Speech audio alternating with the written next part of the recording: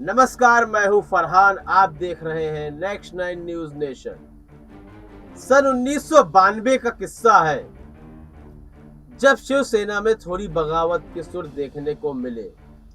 जैसे ही बगावत के सुर देखने को मिलते हैं, तब बाल ठाकरे एक बड़ा फैसला लेते हैं, जो फैसला आज उद्धव ठाकरे भी कहीं ना कहीं ले रहे हैं। उन्हें लगता है कि बाल ठाकरे की यह नीति शायद उनके काम भी आएगी। जिस तरह बगावत के सुर 1992 में उठे, फिर आज उठे हैं। यानी कि इतने लंबे समय तक जो बाल ठाकरे ने घूंटी पिलाई और जो चाल चली, वह कामयाब रही।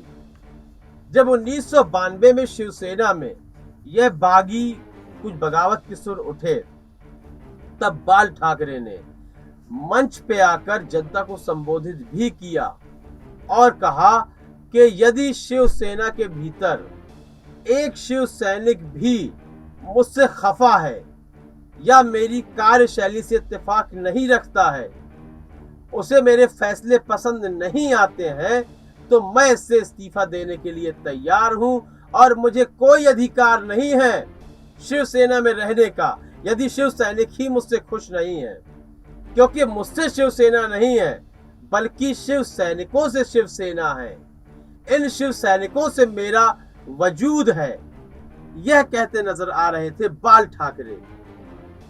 उनके इस बयान के बाद महाराष्ट्र के भीतर, मुंबई के भीतर शिव सैनिकों की भीड़ उमड़ पड़ी।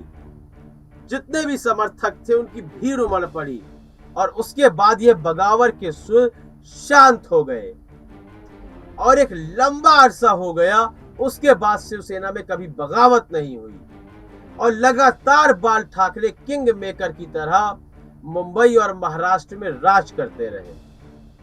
आज उद्धव के सामने भी यही विषय है, यही समस्या है कि जिस तरह उनके विधायक बागी हो रहे हैं, तो उद्धव ठाकरे ने भी कहीं ना कहीं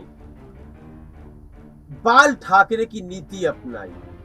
सरकारी आवास छोड़ दिया, मातोश्री पहुंच गए। यहां तक कि वह यह तक कहने को तैयार है कि मैं मुख्यमंत्री पद छोड़ रहा हूं, एकनाथ शिंदे मुख्यमंत्री बन सकते हैं। यदि मेरे पद में रहने से किसी को तकलीफ है, मेरे फैसलों से कोई इत्तेफाक नहीं रखता है, तो मुझे मुख्यमंत्री बने रहने का कोई अधिकार नहीं है और मुझे किसी पद की लालच भी नहीं है। यह उद्धव ठाकरे कहते हुए नजर आए। क्या उद्धव ठाकरे जो बाल ठाकरे की राह पर चल रहे हैं, उन्हें उसी प्रकार का फायदा मिलेगा? क्या इसी प्रकार का समर्थन मिलेगा जिस तरह का समर्थन बाल ठाकरे को मिला था? यह आने वाले समय में देखना होगा। क्या वह छवि उद्धव ठाकरे बना पाएंगे? जिस तरह अब बगावत के सुर उठने लगे हैं, क्या उनको दबाने में कामयाब होंगे? क्या इमोशनली जो हथियार चलाया था बाल ठाकरे ने, क्या वह हथियार उद्धव ठाकरे के काम आएगा? यह बड़ा सवाल है। इस संबंध में आपकी राय भी महत्वपूर्ण है। अपनी राय अवश्य दें।